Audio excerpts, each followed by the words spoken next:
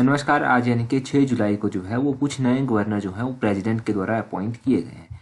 तो इम्पोर्टेंट इसलिए है क्योंकि हिमाचल प्रदेश के गवर्नर जो हैं वो भी चेंज कर दिए गए हैं। पहले कौन थे? पहले बंडारू दत्तात्रेय थे। अभी नए गवर्नर हिमाचल प्रदेश के कौन होंगे? तो यहाँ पर आप देखिए कि हिमाचल प्रदेश के गवर्नर जो नए बनाए गए हैं, ये बनाए गए हैं राजेंद्र विश्वनाथ अर्लेकर। अब ये जो है नए गवर्नर हिमाचल प्रदेश के बनाए गए हैं।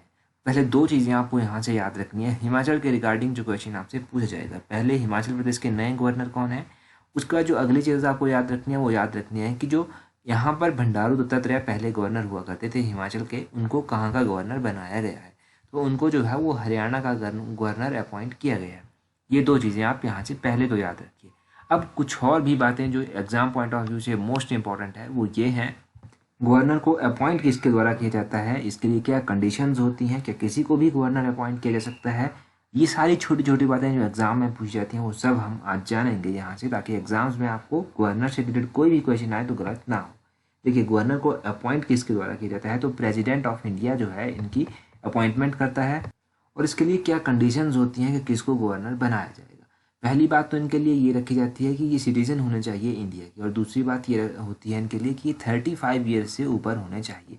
ठीक है, कि इनकी जो एज है वो 35 ईयर्स कंप्लीट हो जानी चाहिए, उसके बाद ही किसी को गवर्नर बनाया जा सकता है किसी भी स्टेट का।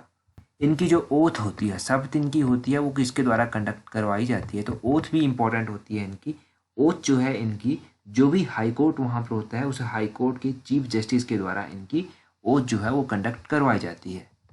जैसे मान लीजिए हिमाचल प्रदेश के गवर्नर ने बनाए गए हैं, तो इनकी ओथ जो है वो हिमाचल प्रदेश के जो हाई कोर्ट के चीफ जस्टिस हैं उनके द्वारा कंडक्ट करवाई जाएगी। अगर मान लीजिए चीफ जस्टिस हाई कोर्ट के वहाँ पर प्रेजेंट नहीं है किसी कारणवश, तो कौन उनकी ओथ कंडक्ट करवाएगा? तो जो भी सीनियर मोस्ट जज होगा वो उनकी ओथ जो है वो कंडक्ट करवाएगा। ये भी इंपॉर्टेंट है।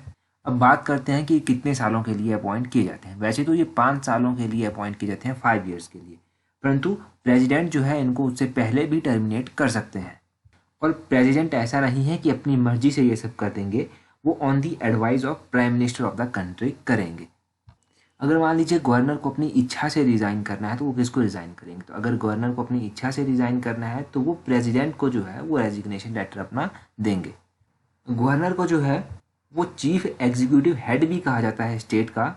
तो इनके द्वारा काफ़ी रोल जो है वो प्ले किए जाते हैं। जैसे कि कौन कौन से रोल ये प्ले करते हैं, ये अपॉइंटमेंट करते हैं चेयरमैन और मेंबर्स की स्टेट पब्लिक सर्विस कमीशन की। जैसे भी Himachal Pradesh state public service commission है तो इसके चेयरमैन हो गए, इसके मेंबर्स हो गए, कि अपॉइंट किए जाएंगे गवर्नर ऑफ हिमाचल प्रदेश के द्वारा।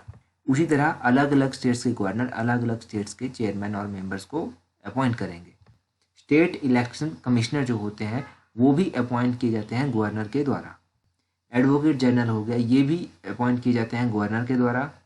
और गवर्नर जो है वो खुद भी कुछ एक अच्छी पोस्टों पर एक्ट करते हैं, जैसे कि चांसलर ऑफ यूनिवर्सिटी। जैसे कि मान लीजिए हिमाचल प्रदेश है तो हिमाचल प्रदेश की जो यूनिवर्सिटी है इसके चांसलर कौन होंगे? गवर्नर होंगे। और वाइस चांसलर जो है हिमाचल प्रदेश यूनिवर्सिटी के फिर कौन अपॉइंट करेगा? तो ये भी गवर्नर के द्वारा ही अपॉइंट किए जाएंगे।